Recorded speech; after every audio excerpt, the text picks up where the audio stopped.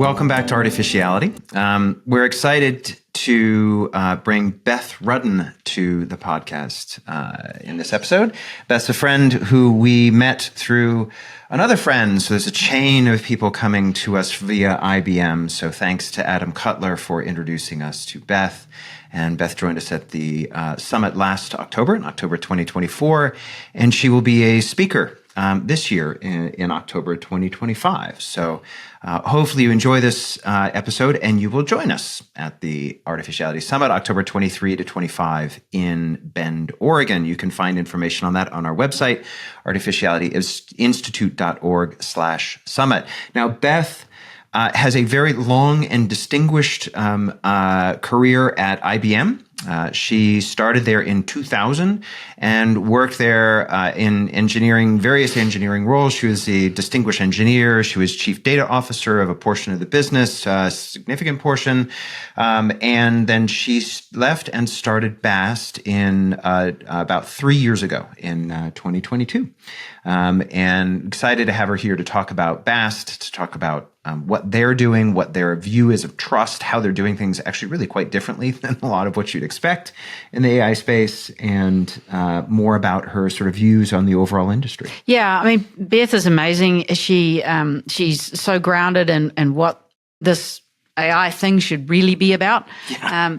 And she speaks beautifully about what we want AI to do versus what we want humans to do, and how we need to start. And she talks here and very like-minded with us, which we actually need to recognize that we got to rebuild a bit of humanity. Yeah. We've let things slide a little bit, and she's right on the forefront of that. So, and she's got great energy, stunning ideas, and a fabulous product up and coming. Yep. So stick around and hopefully you enjoy our conversation with Beth. And I think you'll find, if you're searching for something to hope for in the AI industry and an AI company that you think is actually working for you, stick around and listen to Beth. Yeah, here we have a beacon. You're going to find a new friend.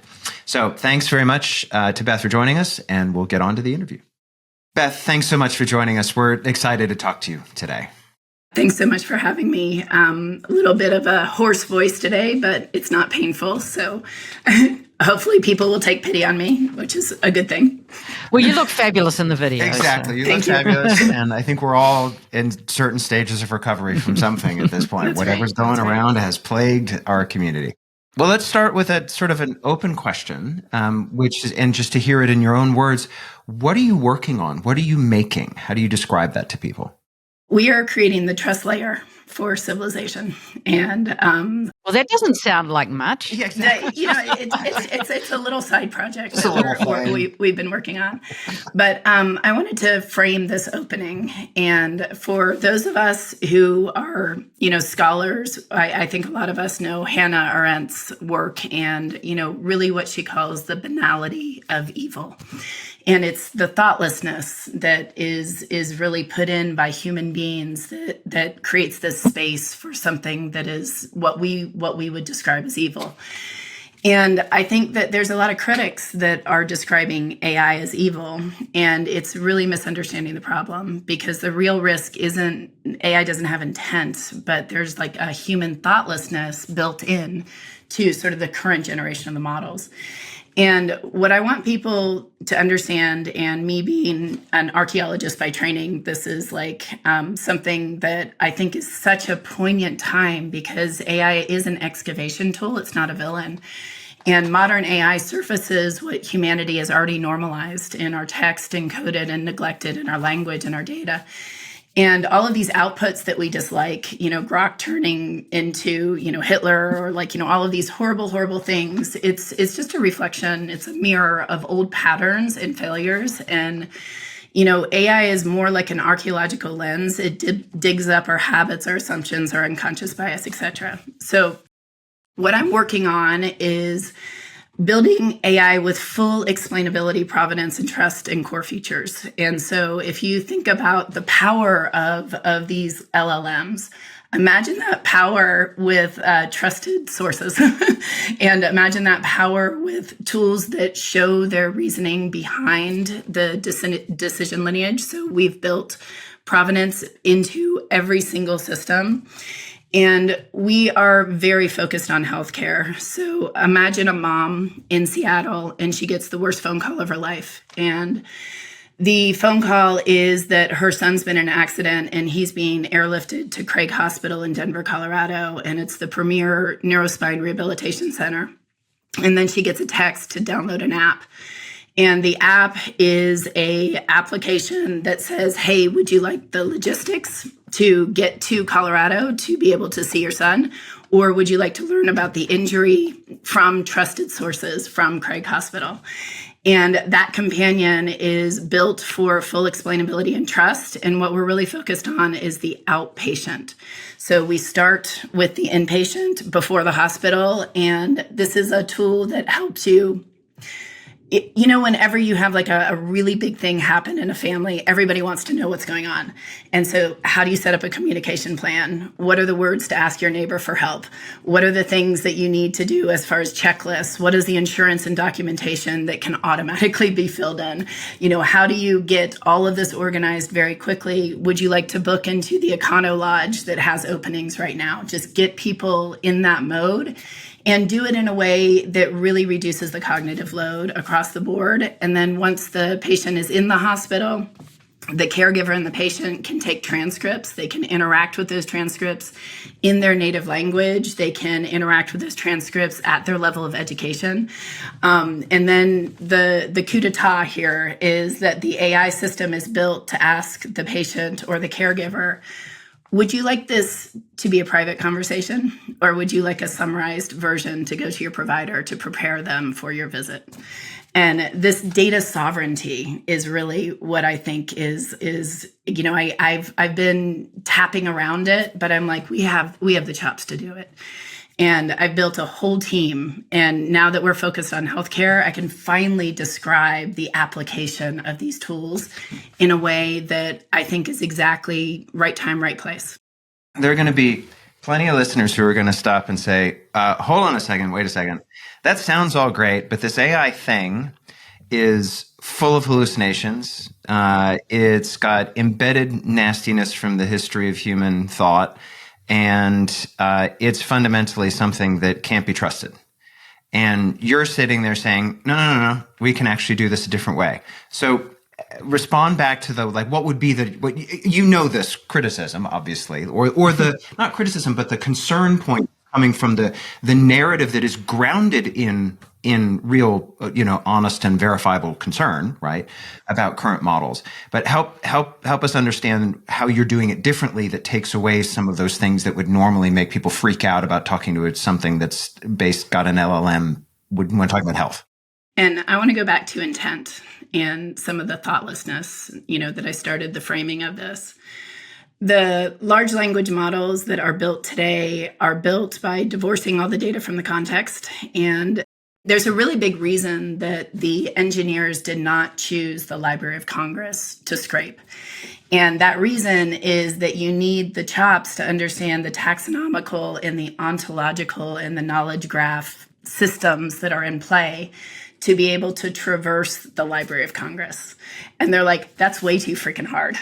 That's like a lot of work. And we have like OnlyFans and Reddit and Twitter. Why don't we just use that? That's human language, right? And so the thoughtlessness is in the intent that the creators really believed that they could shove a bunch of human detritus and sentiment divorced from its context into a ball of statistics and have it predict, what the next best word is and all the things. Detritus. Yes, sorry. and I think that, those of us, I've been building artificial intelligence in one way, shape, or form or another since the early 2000s. And whether that's Perl scripts with n-gram frequency analysis or text analytics for NLP and NLC and NLU, When we do what we do with AI in Bast AI's frame, I teach ontologies, and ontologies are both a branch of philosophy based on the nature of your reality, based on the language you use, as well as a formal knowledge graph. And so we use ontologies as a worldview, as a way to give the AI the scaffolding to understand the context that the human being is interacting with that context. And I don't want to go too deep technically, although I would love to go too deep technically with anyone who wants to talk to me about this. Gloves off. Yeah, absolutely. But when I know that a lot of people are looking at model context protocol, and we were built for model context protocol. So now we're building the intersection of the AI governance for the specialized agents to be able to say, this is the logic and reasoning that comes from the ontology in order to expose what and why that AI made the output. And what we're doing is we're putting domain experts in charge. So we are in production at Lurie Cancer Center, and the lab manager controls the artificial intelligence. And that's what we want to do, is we want to make sure that we have explainable, auditable systems. We're prioritizing context, transparency, accountability for every single step. Everything that a human being made the decision, you need to track that. You need to understand why they made that decision, because the alternative is exactly what you see, is an AI system that hallucinates. So we have deterministic AI. We have a hybrid of generative AI that allows you to do what Gen AI is good at, which is translating into other languages or translating into a metaphor or an analogy or something that people can relate to. The human experience of the world you're in here is, not many things would be more high stress. Well, pretty much not many things would be more high stress. The way the example that you said about the phone call, being in a cancer center, it doesn't sound to me like you think that human expertise is going to go away anytime soon either. Nope. We need to augment and amplify human expertise. We need leaders. We need leaders so badly. And leaders are the ones that have really made it their life's work to be able to understand something. It is a labor. It is not an act. You can fake reading. You cannot fake swimming. And so I want people to think about these embodied knowledge that we have as surgeons, as doctors, as nurses, as caretakers, as construction workers, like these people who are using their hands. There is no way that expertise is going away. And in fact, we need to scale it. If you look at Africa as a country, and you look at how young Africa is as a country, that's where I see so much hope. And I see so many people trying so hard to get into a craft or get into a skill, but they don't have the standards and the trades set up. And so imagine if we could scale that in a way where we could connect new information to people's existing mental model, make them learn faster, make them understand deeper, richer, have better experiences. The purpose of AI is to create a higher quality outcome faster than humanly possible. It is not to replace human beings. Yeah, so tell me more about how you see this dialogue and this discourse about replacing humans, about the competitive side, about what it is that we, aren't valuing or don't even see that we're not valuing in this current discourse, and the damage that might be done. Yeah, I think it's very frustrating, because who does that serve? And I'm always looking at it a little bit from the observer standpoint. Like, let me pull myself back for a second and say, who does this conversation serve? And recently, I responded to an article about how AI is evil. And I said, no, that's not how we need to look at it. And, I got a lot of really dismissive responses where, that's a distraction without a differentiation. And I'm like, wait a second. It is it is, mechanically, I understand the argument, but mechanically, I understand that people's jobs will be replaced, and they should, in some ways, be replaced, because there's a lot of things that human beings are doing that are torturous to human beings. So I think that there's like a huge upside to all of this. But when every single large corporate company announces that they have layoffs, their stock goes up. And every single time, the people who are the shareholders are often rewarded when human jobs are erased. The stock market is so, I think, predictable in that I'm wondering when the next step will kind of be dropped, because there are some strike prices that are written into contracts that have to be made in order for big executives to leave companies. So there is a whole economics built around the proletariat. And I think that it's really unfortunate that we don't seem to have a different economic model or business model than colonialism. It's like we've not even figured out that there's this whole other world where in my company, I have people who work for my company who can command the $100 million that Meta is offering. But we don't want $100 million in Meta stock. And we don't want to work on something that is going to create cognitive dissonance. Or those of us who did, work for companies or do want to work for companies, they're often doing so for reasons of physical and psychological safety.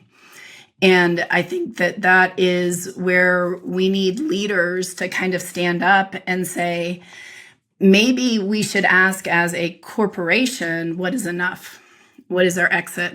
What is our succession plan? What is our understanding of what is next for our company? And being raised in IBM, where it's a 126, 27-year-old organization, and the transformations that they've made over time and time and time again, it was always understood that, what you are doing and how I was built and the values that I take away with me is that we are building for that next generation, not just because we're altruistic, but because it's what's actually good for the people. And that's something that don't we need to... I saw some of this shift, but it's in our language. When we identify human beings as resource, as cost, as labor, we are affecting those same paradigms that are being blatantly, transparently pushed out by every AI system, because that's the overstory. And human beings are not cost. We have complex adaptive systems. For fuck's sake, progress is not linear. And there's, this is why I'm like, how can we imagine a different economy? How do we understand the economics in a different way so that our workforce is not a workforce, it's talented human beings? And I will offer a vision where I want companies to come to Bast and give me their resume and say, Beth, you've got a really well-performing team. Here's what we're going to do for your employees and their communities. We've been having so many conversations along these lines at the moment. You couldn't have nailed it more in terms of just the reflection of the strange moment that seems to be experiencing a lot of positive feedback. Like it's just winding up this idea that humans are they're kind of annoying, Can't we just get rid of them? And can't we cure all of these things that are so annoying about humans? And we could end up, you're an archaeologist by training, we could end up having a lot of conversations about this, and we will at the summit for sure. I can imagine that. Yeah. But in terms of, for today's purposes in this particular moment, how do we change this? Is it a grassroots movement of communities coming together to actually we almost have to recognize that we have to remind people of these basic things. We have to call out the narrative for what it is. We have to be able to put some logic around what human expertise is, that you are building purpose and you're building a meaningful life by building expertise. This takes, it's a Russian doll. There are many, many layers to it. AI can be the final Russian doll, but that when you crack it open, there's nothing inside. It's just output, not process, if you like.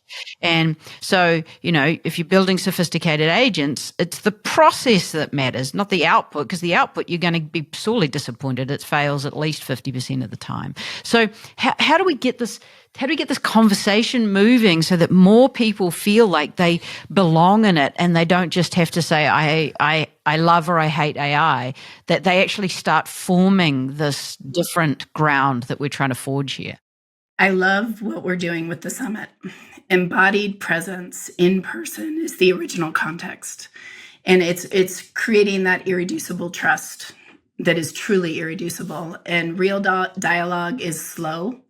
It's careful, and it is the best defense against thoughtlessness and the spread of unexamined harm. And when we're together, we tend to notice scale on, we tend to notice what might otherwise scale unconsciously, right? That malevolence.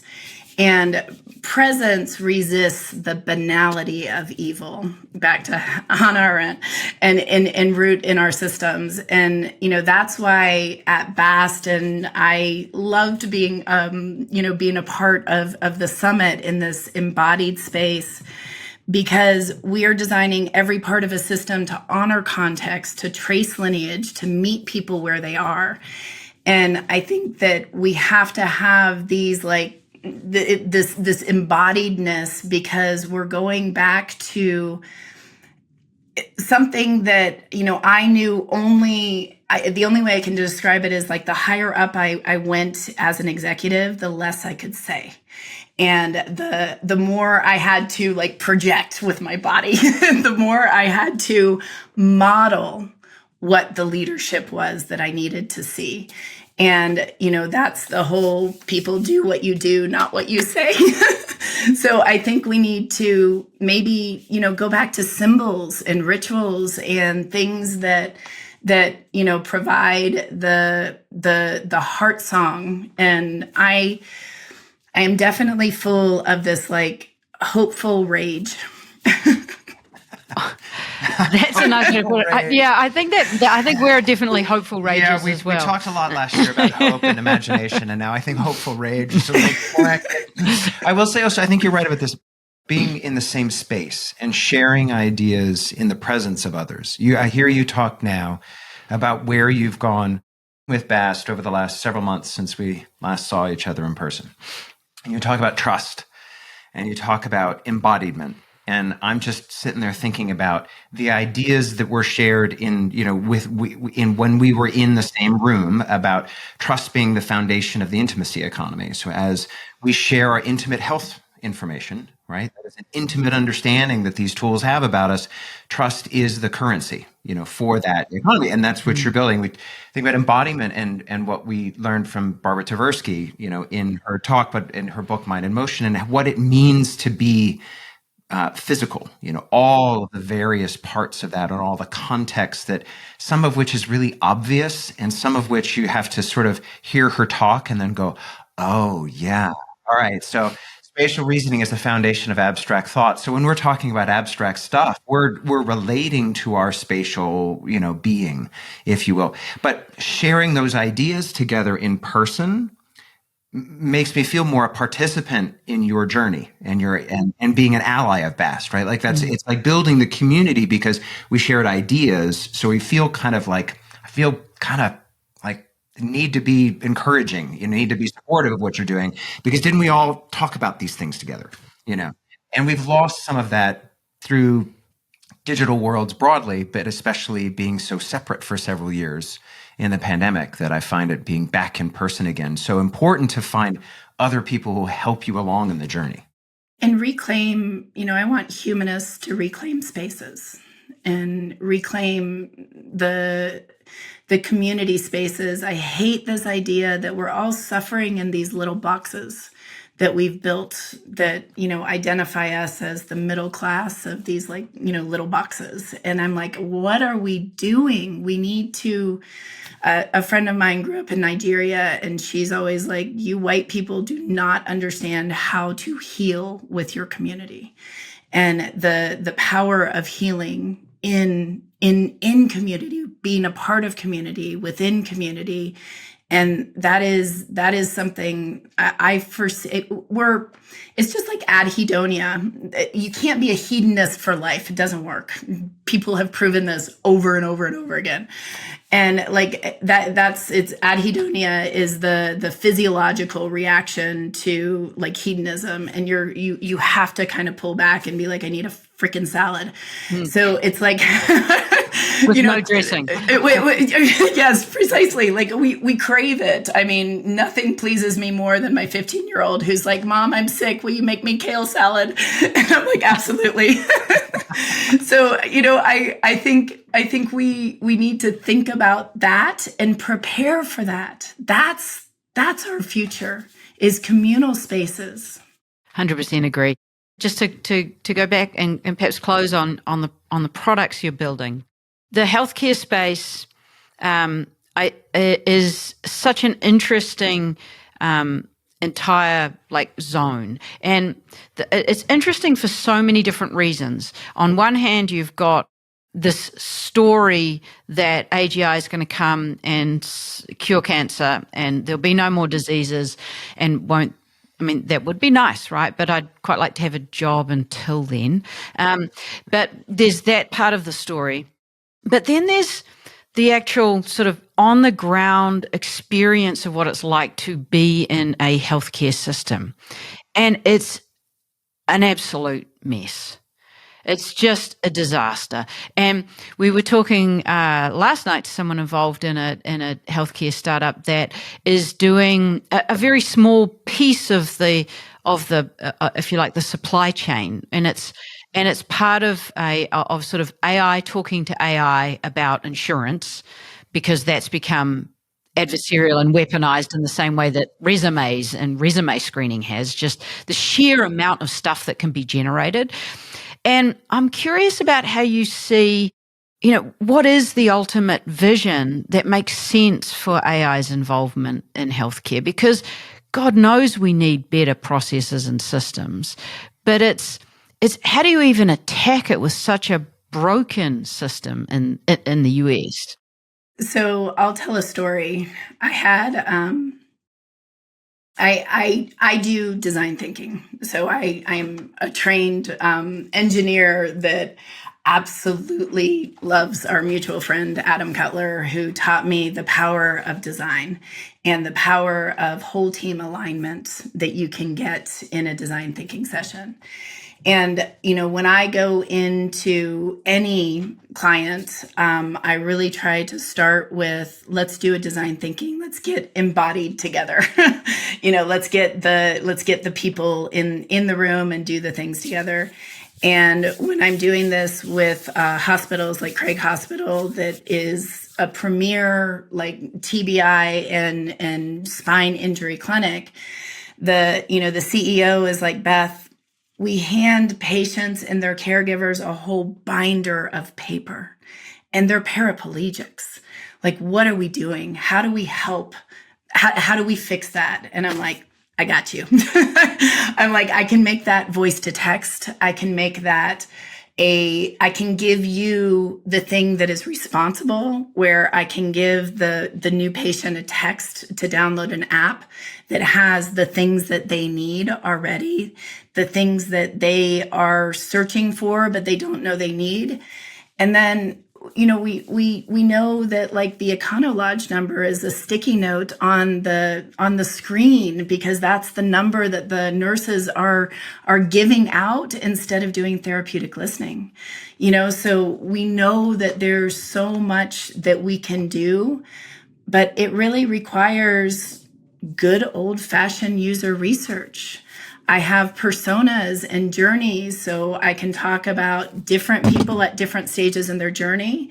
And I can give new patients an understanding. Here's Mark. He also had a TBI. Here's where he was 6 months into his journey. And I can give people that understanding of where they are on the map. And there is no secret. There is no magic button. I get in there. I truly understand, and I am obsessed with the journey of the patient and the caregiver. And then I am building my tool to make sure that it is reducing the friction so that that caregiver and that patient can improve the quality of their life. And when I'm looking at healthcare systems, I'm looking at healthcare systems that are interested in increasing their throughput.